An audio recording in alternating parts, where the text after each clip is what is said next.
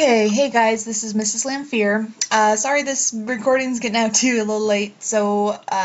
Tuesday's Class Connect, we had some technical difficulties and the recording never worked out. I just kind of wanted to this is going to be a little shorter and a little more concise, but I wanted to at least talk about and demonstrate some of these special journals that we're talking about. So, typically, you guys are pretty familiar with the general journal that we've been working with. And we've been using the general journal to record every transaction. But now we're going to introduce some special journals that, again, as a large corporation, we're kind of focusing on the bigger companies in Accounting B. So these are kind of the different journals that they would use in order to track specific things. And one of those journals that we're going to work with in this video is the sales journal. And so the sales journal only records sale of merchandise on account. So whenever we sell something from our company and a customer buys it on account, then that sale will be recorded in our sales journal. Then we also have a cash receipts journal, which is when a customer buys and either pays cash or pays cash on account. We'll record that in the cash receipt journal. Then we also have purchases journal, which is when we make a purchase, like our company, and if we make that purchase on account, that gets recorded in the purchases journal. Or if we make a cash payment on something, either for merchandise or on account, if we're paying off an account, that would be a cash payment, and that gets recorded in the cash payment journal. All right, so we have these first two are when we make a sale. These second two are when we make a purchase. So just kind of keep that in mind. And then, so today, we are looking specifically at this sales journal. And I think instead of going through the rest of these slides, I'll just go ahead and kind of demonstrate with this Google Docs here. So you'll notice this is not your assignment, but it is very similar. So I want you to at least watch this portion of the video so you can watch and listen to me explain how this gets set up. And then you guys can kind of do your assignment on your own. So here's our sales invoice. And so we are Olympic Sportswear. We sold on account to Kevin Sports. It's all recorded on invoice number 10, and this took place January 5th. So sales invoice kind of details everything, the quantity of which merchandise they bought, unit price, the total amount, subtotal, taxes, and then the total amount in sales. So we need to record this over into our sales journal. And this something different about the sales journal, you'll notice we're only going to use one line per transaction. We have a couple different columns now, so we only have to use one line, whereas in a general journal, we were typically using 3 lines, one for the debit, one for the credit, one for the source document, so the receipt or memo or whatever it was. Now you'll see we've got some more columns in the sales journal so we can record it all on one line. So with this first invoice, this is what it's going to look like. On January 5th, we have invoice number 10, which we got from right here.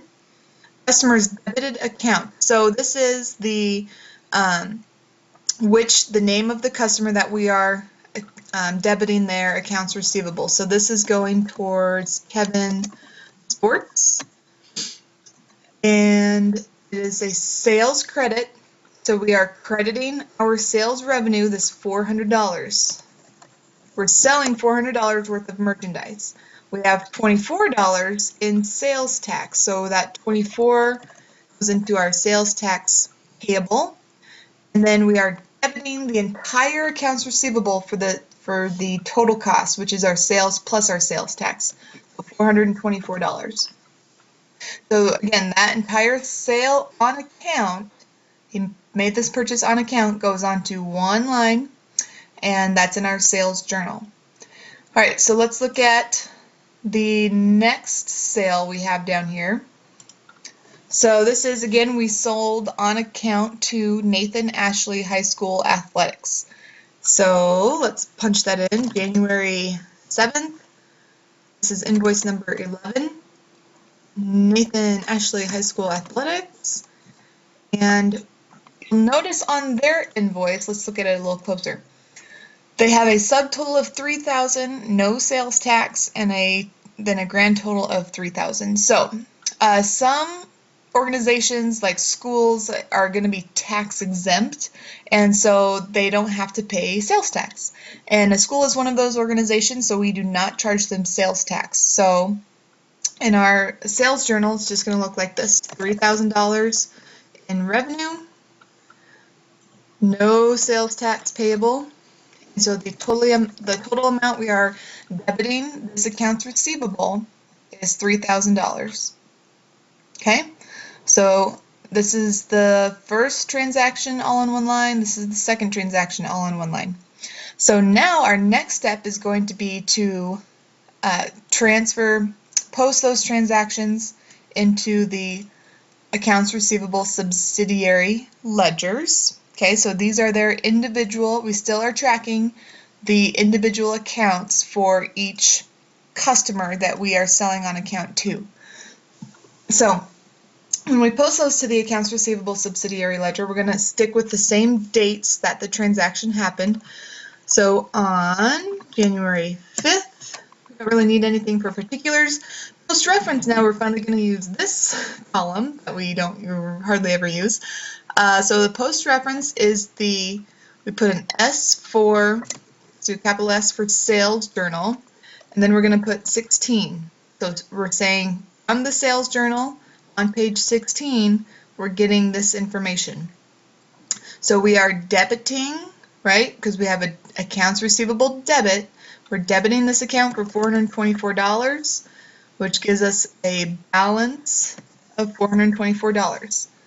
So again, this is just our accounts receivable subsidiary account. So as an accounts receivable increases on the debit side and the balance is recorded on the debit side. Okay, so same with this high school account. This date was January 7th. Same page of our journal. We're debiting this account for $3,000 and the balance is also $3,000. All right, so that's what it looks like when we use our sales journal and then posting those transactions over to our accounts receivable subsidiary ledger. All right, so now our next step then is to, let me see if I can get down here. We go. All right, so say, oops, and I already had this filled out. Say that at the end of the month, okay, here's our sales journal. We have all of our sales. All right, here was our Kevin Sports, the high school athletics team. Then we made all these other sales the rest of the month. And now we're at the end of the month, January 31st. Now we have to transfer then all of these, the sales credit column, sales tax payable, and the accounts receivable. Now we need to post those over into our general ledger. So we only do this at the end of the month. All right, so it's going to look a little like this. Sorry, I kind of did this once already and put some numbers in there. All right, so there's some steps that you have to kind of work through as you're what's called totaling your sales journal. So the first is to foot the columns. So footing the columns just means that you're going to basically add up what is in your column. And Google Docs and Excel have this nice sum feature where you can just click on automatic sum, click on the cells you want it to add, and it will just add it up for you. So we're going to do that. We're adding up these rows. So we're footing the column, proving compared debits and credits, they should equal. So we want our sales credit plus our sales tax payable. These are our two credit columns, okay? So again, it's set up a little differently, but we still want our credits and debits to equal out. So if we pull up a calculator and we want our two credit totals to equal our debit total. So if we do 29,850 plus 1,611, and boom, matches. So our debits and credits equal, so we're good there. Okay, totaling, enter date, journal is totaled, so we're doing this at the end of the month, January 31st. Enter the word totals in the customer's debited column, And then we already have our totals added up here. Okay, and then the last step is ruling the sales journal. So if you'll remember, when we were back in Accounting 1, a single line meant we were going to add it, and then a double line meant that we were done totaling the column, and this is our final verified amount. So I added a second line here. It's kind of harder to do in Google Docs. Excel has that nice kind of double line option, but so we're totaling our sales journal with that double line to indicate, all right, we've added these up, they're verified, they're good to go. These are our totals. So let me just kind of bold these so they kind of stand out from the rest of the numbers on there. All right, so now we have our totals for each of these accounts, and now we need to post them to the general ledgers. So this is our accounts receivable controlling account, all right? Since it's in our general ledger, this is kind of our big umbrella accounts receivable account. So we enter the date, January 31st. Post reference, this is coming from sales journal, page 16. And accounts receivable debit is $31,461. $31,461. And giving us a balance then of $31,461. Okay, so just like you do in with your general journal, but we are copying from the sales journal now. So it just looks a little different, but we still stick with the column names which match the accounts we're working with in the general ledger. All right. So once you've posted the amount from the sales journal over to the general ledger, we need to indicate that back in the sales journal by doing this. We put the account number of the account that we posted in at the bottom of this column. So we're going to put account number 102 to indicate that the number has been posted and we are done with that column. And you'll notice if you put a number in parentheses in Excel or Google Docs, it's going to read that as a negative number. So when I type this in, I put a parentheses, space, then my number, space, and then another parentheses, so it doesn't read it as a negative number.